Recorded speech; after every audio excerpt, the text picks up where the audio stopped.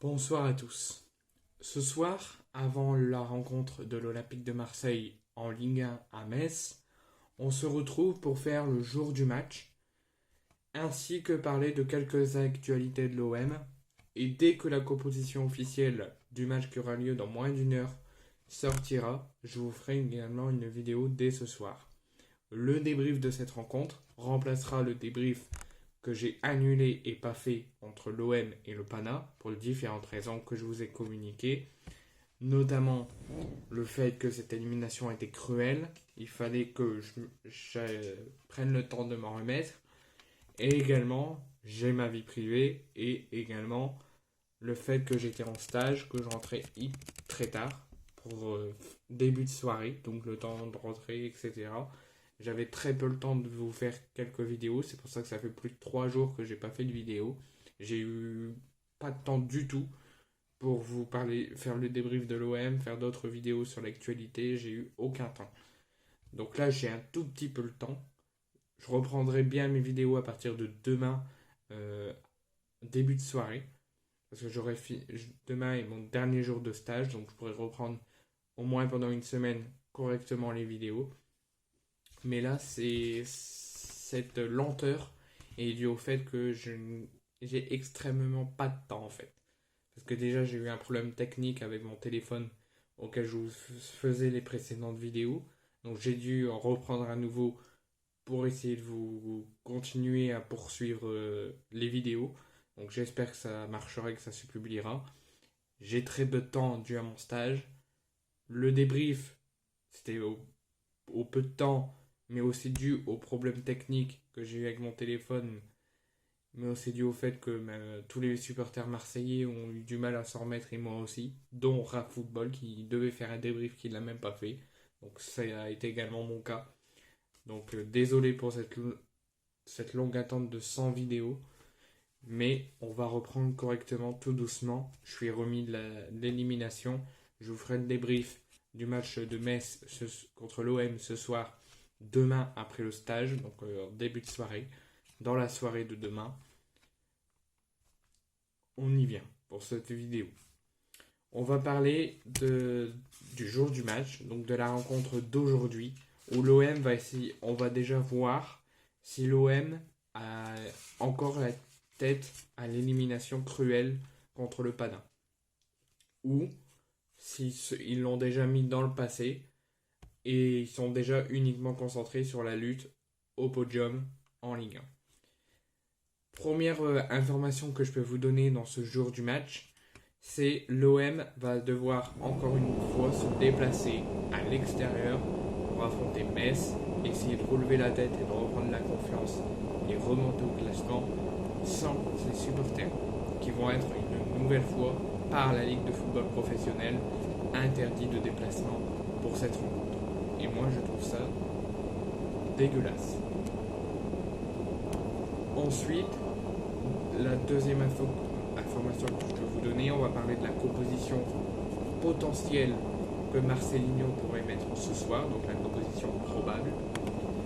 Il pourrait mettre Mbemba sur le banc, il pourrait mettre Pau Lopez, Reynald Lodi, Balerdi Gigot, Klos, Sarr, Kondogbia, Rongier, Harit, Vitinha et Aubameyang. C'est ce qui tourne en ce moment de ce que Marcelinho pourrait mettre ce soir. Ce que moi je mettrais comme compo, je mettrais toujours Pau Lopez au but, parce que j'ai pas compris le changement qu'il y avait contre le Pada juste avant les tirs au but, de faire entrer Ruben Blanco. Moi je ne le mettrais pas titulaire ce soir, je mettrais Pau Lopez, je mettrais toujours Reynald Lodi et Klos sur les côtés, ils ont fait un match exceptionnel contre le Pada malgré l'élimination. En défense, je mettrais toujours mes deux centraux, Gigot et Mbemba. Au milieu, je mettrais Kondogbia, Rongier. Et en attaque, je mettrais Unai à gauche, Harit à gauche, Vitinha en droite. Et je ferai jouer Aubameyang sur le match, mais je ne le mettrai pas titulaire. Parce qu'il faut quand même faire confiance à Vitinha. Et il aurait dû être titulaire contre le Pada. Troisième point, pour ceux qui veulent regarder le match et qui sont en France uniquement, l'heure du match est dans 1h à 21h et la chaîne de diffusion est Prime Video. Ensuite, on va parler des absents côté OM et côté Metz. Côté OM, il n'y a aucun absent. François-Régis Mouret est de retour, il était dans le groupe pour cette rencontre.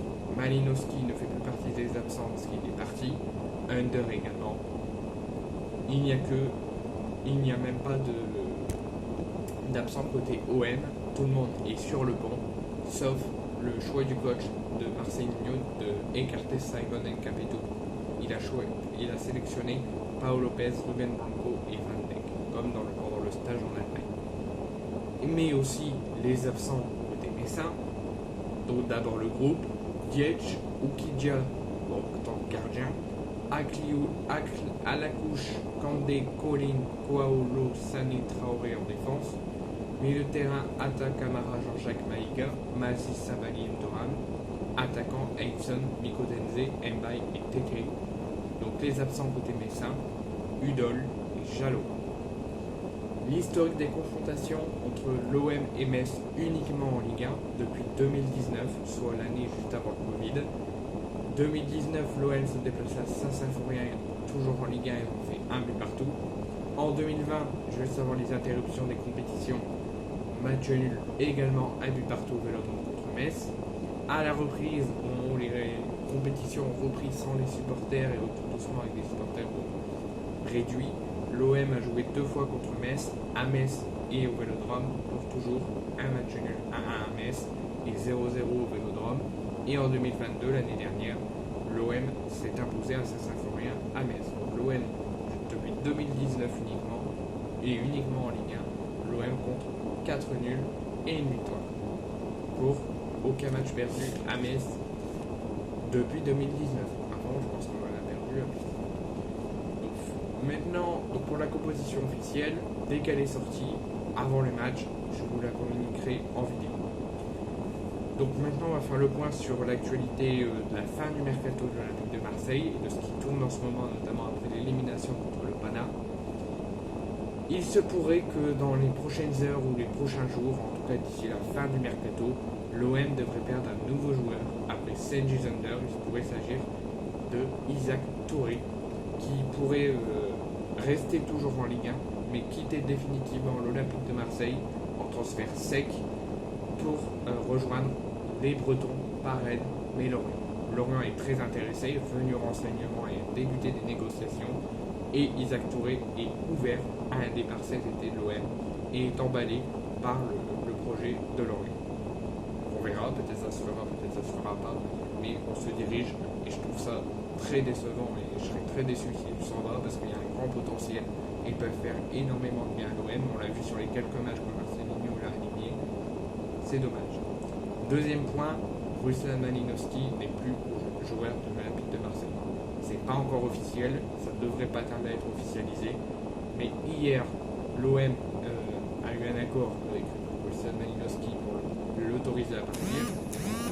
Ensuite, Ruslan Malinowski a trouvé un accord avec le Genoa. L'OM et le Genoa ont trouvé un accord et il devait arriver demain en Italie à Rennes, où déjà sa visite médicale était programmée demain. Et l'indemnité de transfert était de 12 millions d'euros. Et au final, j'ai reçu l'information, bien 12 millions d'euros, mais il est arrivé aujourd'hui. Il est arrivé en avance. Donc Malinowski, c'est quasiment officiel à 95%. 100% dès que la visite médicale sera passée avec succès. Pour Isaac Touré, c'est que des rumeurs. On verra bien, mais si ça se fait, je serai très déçu. Et je suis très déçu aussi pour Malinowski. Je pense qu'il aurait pu faire du bien à l'OM. Ensuite, c'est officiel, l'OM n'a plus de lien, laisse ouvert la porte. Mais Dimitri Payet et l'OM, c'est officiellement terminé. C'était déjà officiellement terminé après la conférence de presse d'adieu. Il n'avait pas encore signé le contrat, il n'avait pas trouvé de club. Là, c'est fait. Il est arrivé au Brésil il y a 2 jours.